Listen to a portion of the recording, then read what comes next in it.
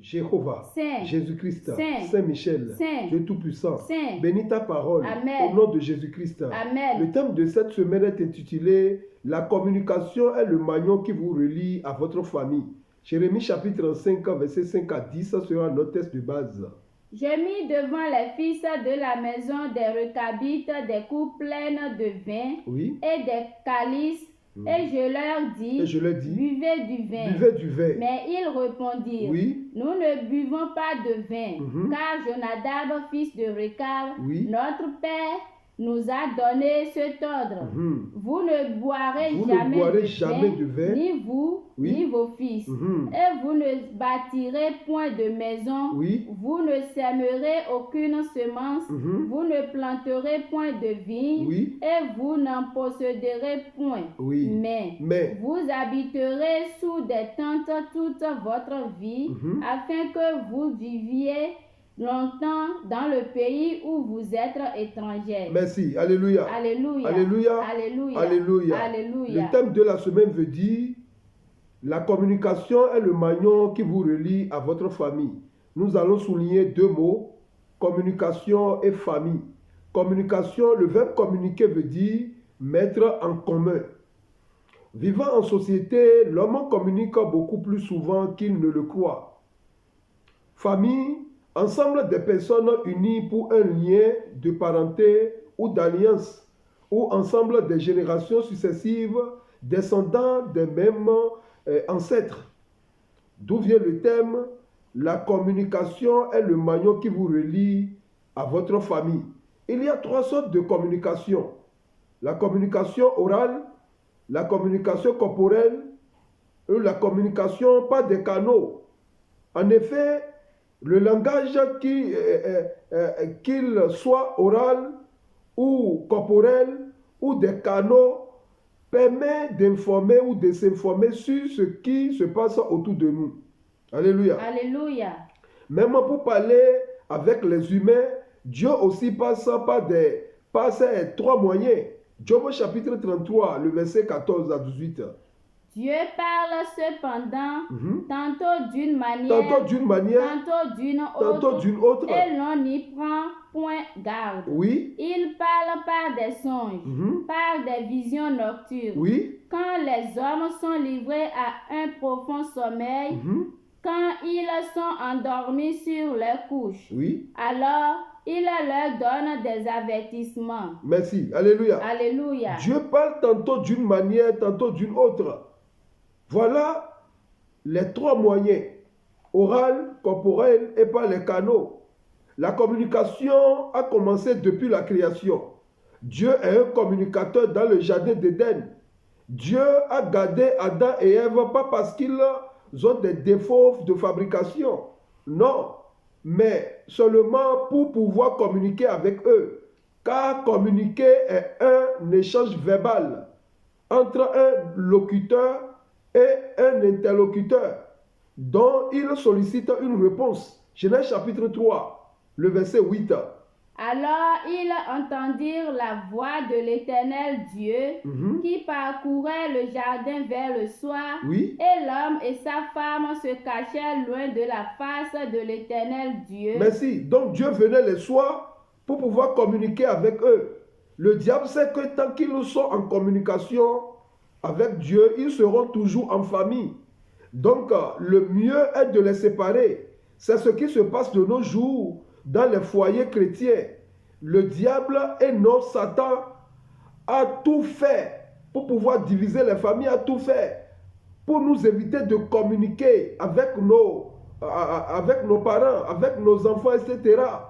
Oui, le diable vient avant Satan. Alléluia. Alléluia. Malgré que Dieu a communiqué plusieurs années avec Adam et Ève, le diable les a séparés.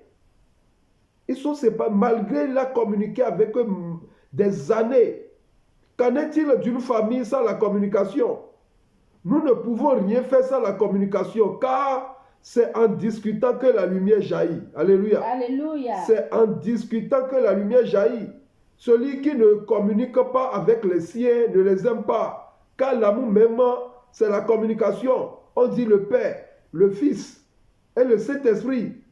La Trinité est la communication. 2 Corinthiens chapitre 13, le verset 13.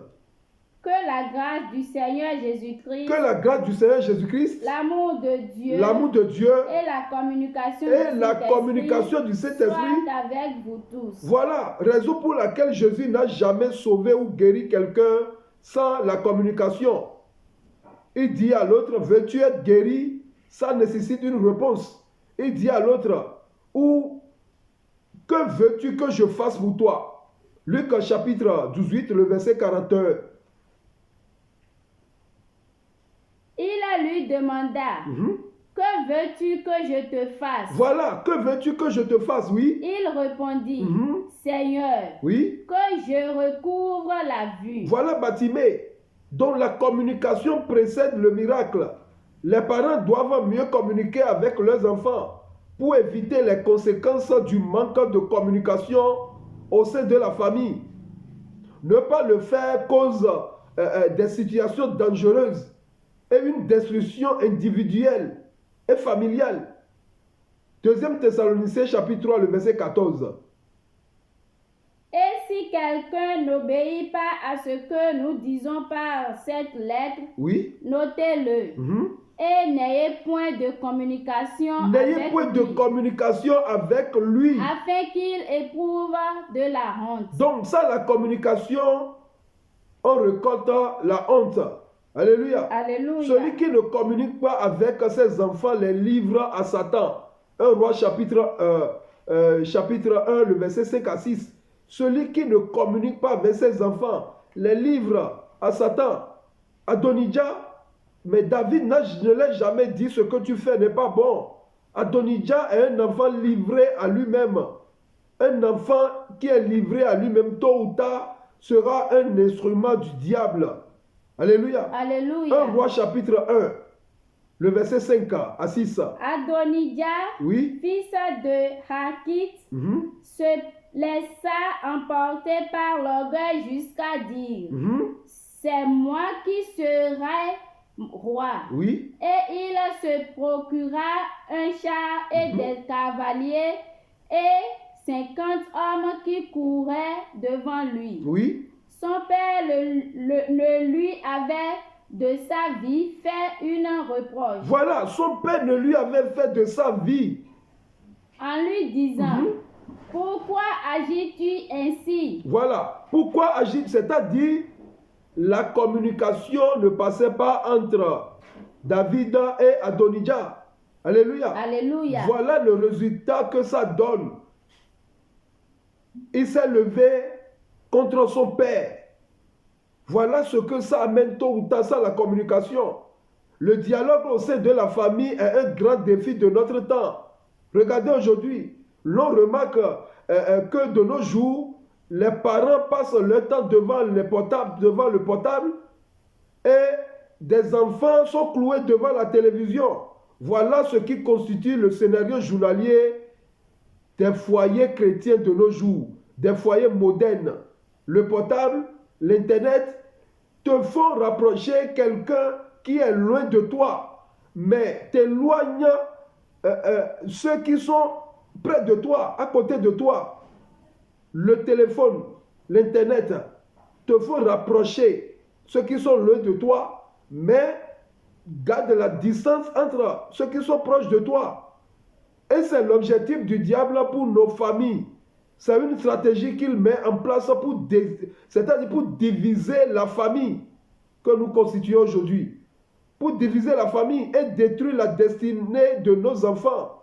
Alléluia. Alléluia. Après l'histoire d'Adonijah, David a tiré une bonne leçon et il a rectifié le tir envers Salomon.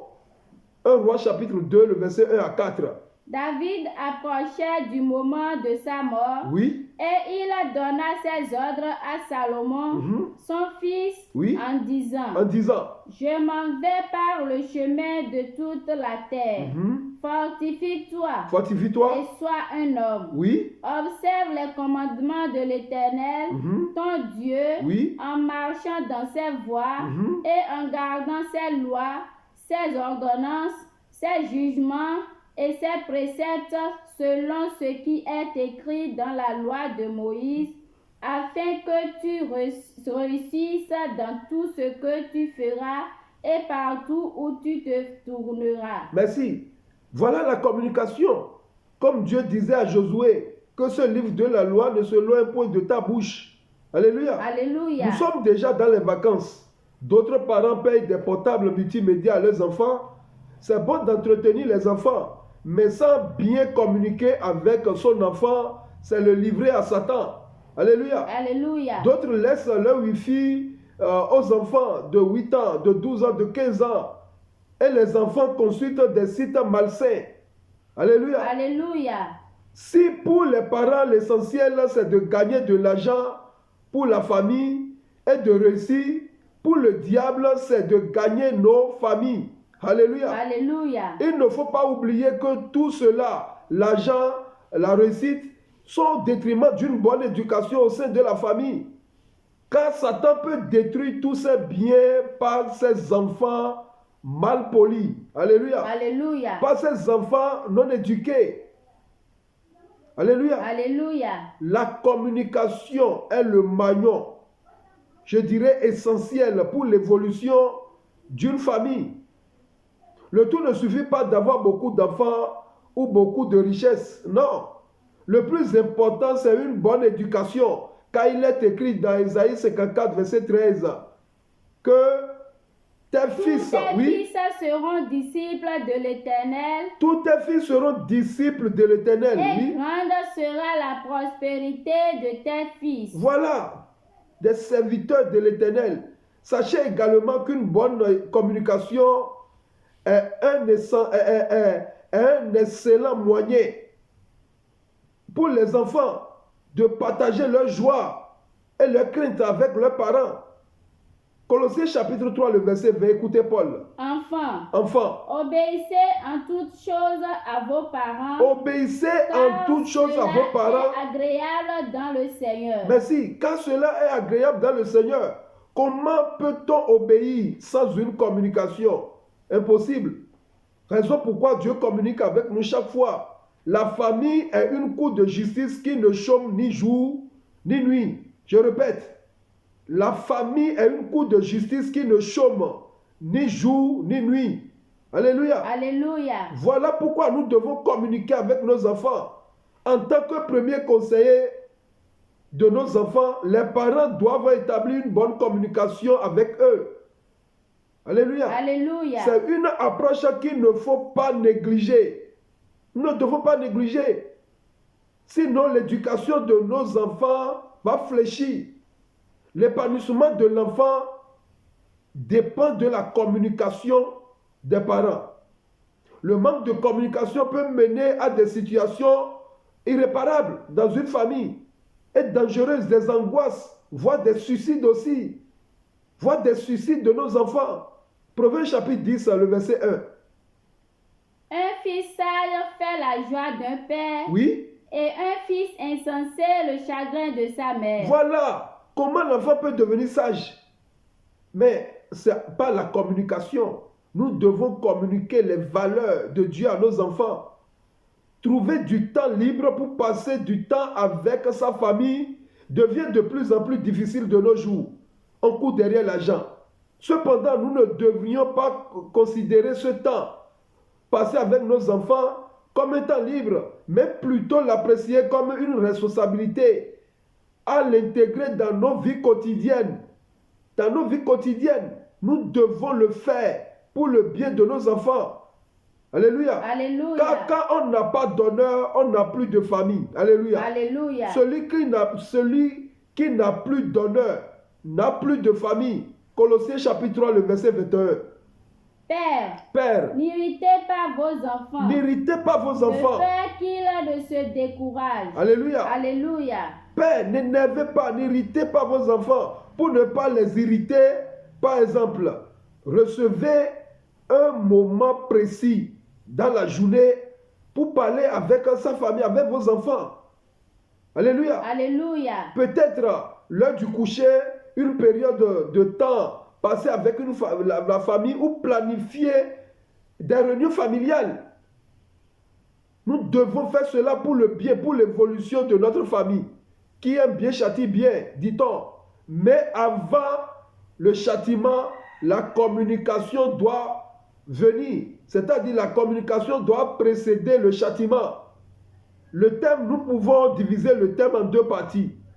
Nous venons de parler du premier partie. Maintenant, la deuxième partie, la communication est le maillon qui vous relie à votre famille. L'église aussi est une famille. Nous formons une famille à l'église. Raison pourquoi ce thème parle de nos maisons, de notre famille biologique et aussi de notre famille par adoption. Alléluia. Alléluia. L'église aussi, nous formons aussi une famille. Voilà. Et la parole de Dieu est le seul maillon qui doit nous relier. Sans la parole de Dieu, nous ne formons pas une famille. Alléluia. Alléluia. Dans le texte lu, à la demande de l'Éternel, Jérémie invite les Récabites à la maison de l'Éternel. Alléluia. Alléluia. Et leur offre du vin à boire. Les Récabites refusent de boire à cause des instructions laissées par leur père, Jonadab. Texte lu, le verset 5, 6, 7.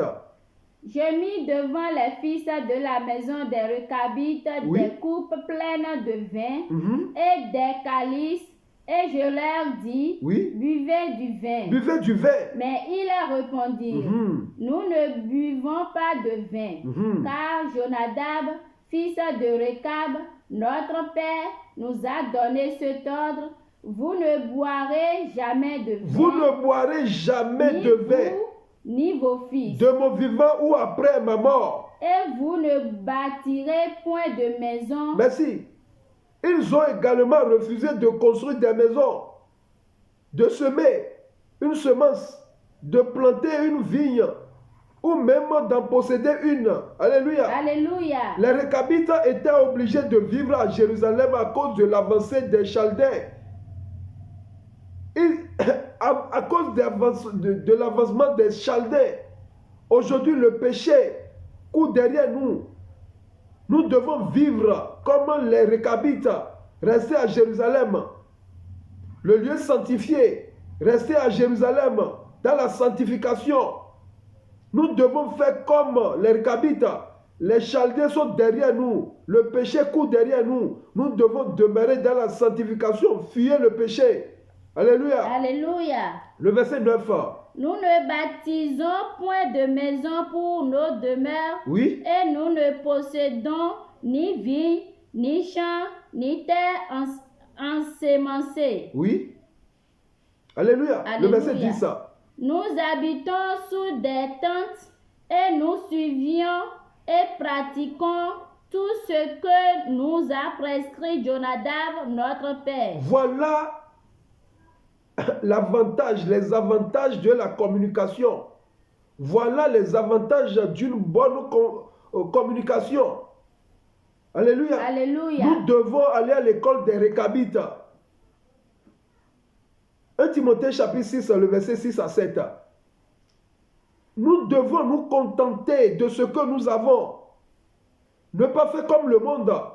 C'est en effet une grande source de gain que la piété avec le contentement. Voilà, la piété avec le contentement. Car nous n'avons rien apporté dans ce monde. Et il est évident que nous n'en pouvions rien emporter. En vérité, oh, quel exemple pour nous les chrétiens. Les Récabites sont des exemples que nous devons copier. Les Récabites maintiennent un vrai esprit de pèlerin. Un vrai esprit de pèlerin. Nous sommes tous des voyageurs dans ce bas monde. Enterrons la colère, la haine, enterrons la jalousie, les disputes et les querelles. Et parlons ensemble. Communiquons, parlons ensemble. L'Église est devenue de nos jours un ring de boxe.